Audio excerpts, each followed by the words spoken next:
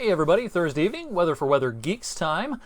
Our daily deep dive into our local weather. Our local weather was actually pretty nice for a lot of the day today. As expected, thunderstorm activity waited until later in the day, and that was just a couple of random downpours. For the most part, we're going to get away with a dry daylight hours today before showers and storms become more numerous overnight tonight. One of the most remarkable late season snow events happened on this date back in 1966.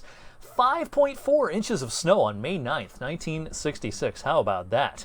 That's pretty remarkable stuff for this late in the season, and thankfully we haven't seen something like that around here since then, at least not of that magnitude. It was way too warm for any snow today. We did 82 at the airport today, 59 this morning, so overall very midsummer-like day. 82 is where our average highs peak in July, so we were near our climatological peak temperature today, full 15 degrees above average. Record today out of reach, 89 in 1936. The record low a little more recent, 1983, we had 28 degrees and a hard freeze. All right, as of 7:05, things were pretty quiet. Not going to spend a lot of time on the current radar because this is a recording, of course.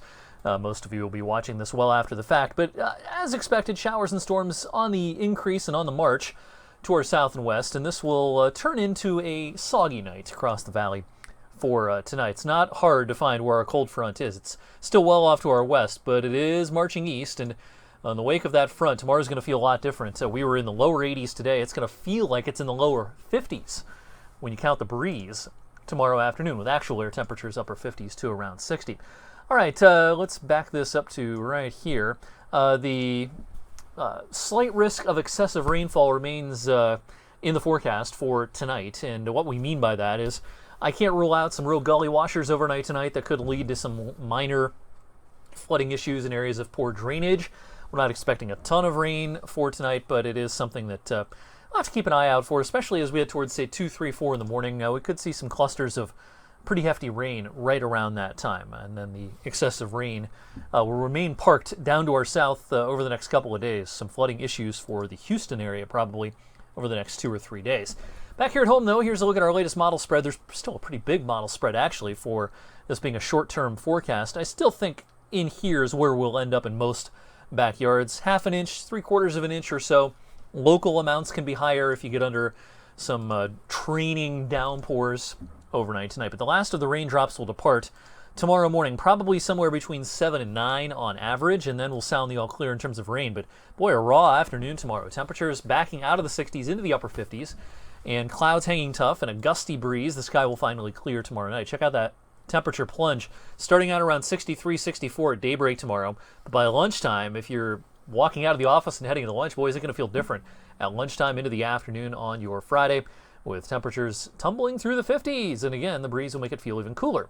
Now, a better looking day on Saturday. I do think there'll be a veil of high clouds overhead, making for kind of a milky sky, and it will be a cool day.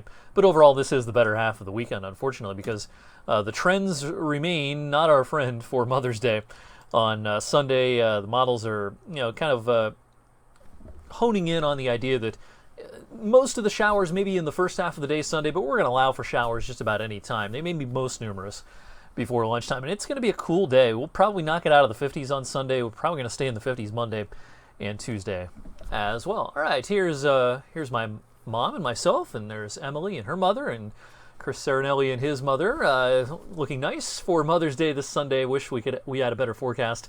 57 is the best we can do, so not looking great there. And again, we're going to stay below average, it looks like, through early next week. I misplaced our average line. It should be up here. We'll finally get back to average by Wednesday and Thursday, but yeah, pretty cool stretch of weather heading our way. So this cool stretch lasts at least a few days, and it's brought to us by this cut-off upper-level low pivoting through the Great Lakes, kind of cut off from the main flow, which is down here. Now, eventually, I do think this pattern will shift in our favor. It's going to take, though, kind of between 10 and 14 days. As we head towards the 19th, 20th, 21st of the month, I talked about this last night. Storminess emerges out west, and usually when the west is turning stormy and there's a trough out there, downstream you start to see some ridging, and we should see that evolve as we head towards around the 19th, 20th, 21st, and you see that reflected on the latest 8 to 14 day outlook from the Climate Prediction Center, showing decent odds of above average temperatures east of the Mississippi, including around here, although, we're kind of technically close to the neutral zone there. Anyway, the pattern does look better as we go into the longer range. But in the meantime, the short and medium range, not so nice. So hopefully you can take advantage of a really nice start to the work week this week, Monday through Thursday, actually. It's been a pretty nice stretch of weather, probably our nicest stretch of the spring season so far. All right, I'll have some radar updates on social media this evening, and of course a full update tonight on 21 News at 11 o'clock. I'll see you back here for Weather Geeks on Friday.